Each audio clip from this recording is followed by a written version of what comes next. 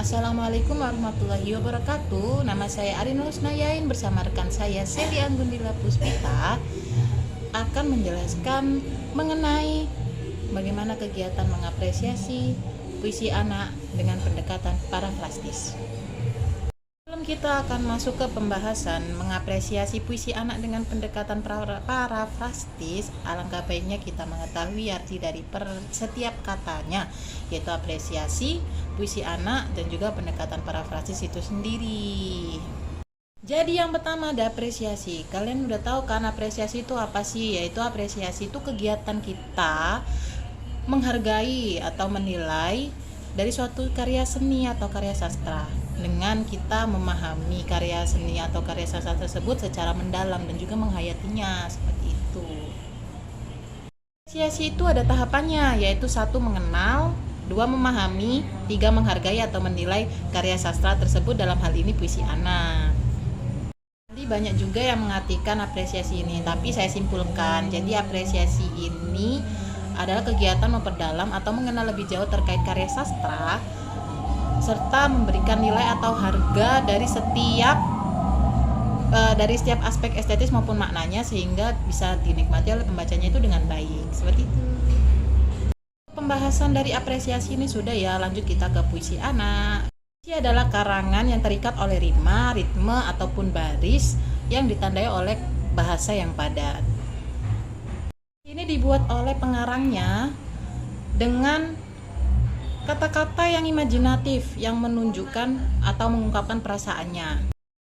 Lanjut kita akan membahas puisi anak. Kenapa kita akan membahas puisi anak? Karena puisi anak ini berbeda dari puisi dewasa pada umumnya.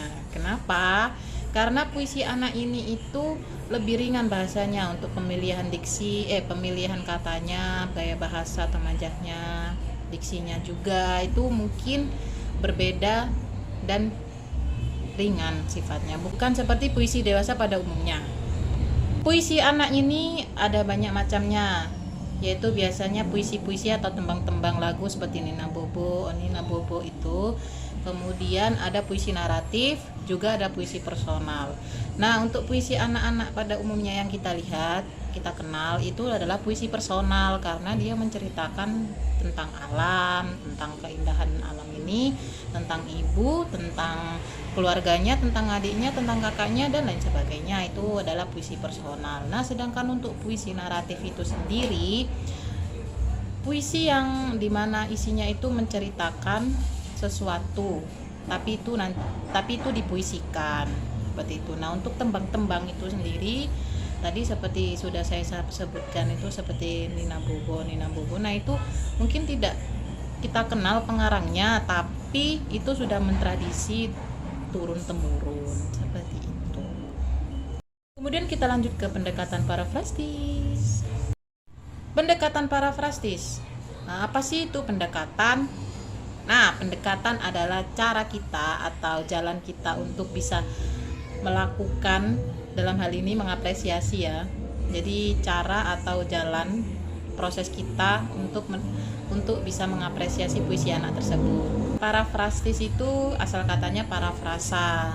Parafrasa itu ya mengubah bahasa sulit ke bahasa yang mudah difahami. Jadi pendekatan parafrastis adalah jalan atau proses kita mengapresiasi dengan cara mengungkapkan kembali gagasan yang disampaikan oleh pengarang dengan menggunakan bahasa kita sendiri sehingga lebih mudah untuk dipahami dari sebelumnya.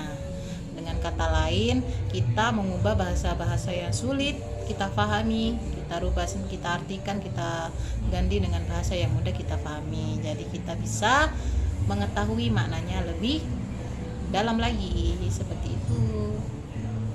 Setelah kita memahami pengertian-pengertian tadi, kita lanjut ke mengapresiasi puisi anak dengan pendekatan parafrasis ini. Lanjut. Penerapan pendekatan parafrastis dalam penggalan puisi Bunda. Nah, bagaimana sih langkah-langkahnya? Yang pertama, langkah-langkahnya yaitu kita membaca dan memahami puisi yang berjudul Bunda terlebih dahulu. Nah, kali ini puisi yang berjudul Bunda akan dibacakan oleh Kak Arin. Mari kita simak bersama ya teman-teman. Puisi anak yang kita gunakan berjudul Bunda, karya Lia Mailani Hendrianti. Ikhlasmu sungguh tiada tara, merawatku 9 bulan dalam kandungmu. Hingga saat ini ku beranjak dewasa, kau selalu mengayomi langkahku. Tangisanku, marahku, membangkangku, tiada satupun kata menyakitkan dari mulutmu. Senyum dalam setiap katamu, rayu dalam setiap ucapmu, ketabahan dalam jiwamu, membuatku tak berdaya untuk membalas budimu. Bunda, doamu membuatku semakin dewasa, meraih cita dalam asamu, menjelma insan berguna, surga menantimu. Oke, jadi itu tadi pembacaan puisi berjudul Bunda karya Lia Mailani Hendrianti. Lanjut langkah kedua. Langkah yang kedua, setelah kita membaca dan memahami isi puisi yang berjudul Bunda, kita mencari dan mengartikan kata atau kalimat yang sukar dipahami. Nah, yang pertama ada kata tiada tara, yang berarti tidak ada bandingannya. Lalu ada kata beranjak dewasa, yang berarti sudah dewasa atau sampai dewasa. Lalu ada kata mengayomi, yang artinya melindungi. Dan di kalimat tiada satupun kata menyakitkan dari mulutmu, itu artinya tidak ada satu kata bunda yang menyakiti hati anaknya atau yang menyakiti anaknya. Lalu ada kalimat senyum dalam setiap katamu. Nah, itu dapat diartikan sebagai kata yang diucapkan atau dipakai bunda itu selalu halus dan tidak ada yang kasar. Lalu rayu dalam setiap ucapmu, itu dapat diartikan bahwa ucapan yang dilontarkan bunda itu ada atau mempunyai perasaan iba dan terharu kepada anaknya. Kata selanjutnya yaitu ada tabah. Nah, tabah ini dapat diartikan kuat atau berani. Selanjutnya ada kata budimu. Nah, budimu ini dapat diartikan sebagai kebaikan. Ada kata asamu. Asamu itu dapat diartikan sebagai harapan. Jadi, meraih cita-cita dalam harapanmu. Kalimat selanjutnya ada menjelma insan berguna. Dapat diartikan dengan menjadi manusia yang berguna. Mungkin itu beberapa kata atau kalimat yang sukar dipahami. Langkah ketiga yaitu menjawab pertanyaan. Di sini ada 3 pertanyaan. Yang pertama, untuk siapa puisi tersebut ditujukan?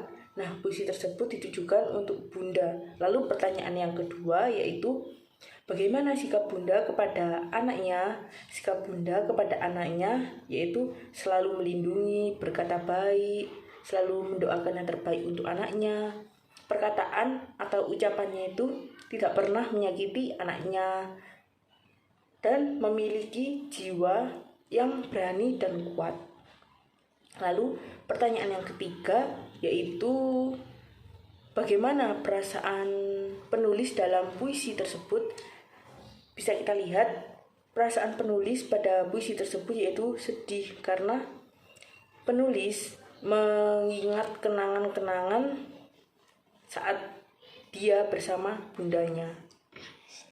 Langkah keempat, kita dapat menyimpulkan isi puisi tersebut. Nah, isi puisi tersebut yaitu tentang curahan hati anak kepada bundanya, yang dimana bundanya itu selalu ada dan selalu sabar membimbing maupun mendidik anaknya dan merawat anaknya hingga anaknya dewasa.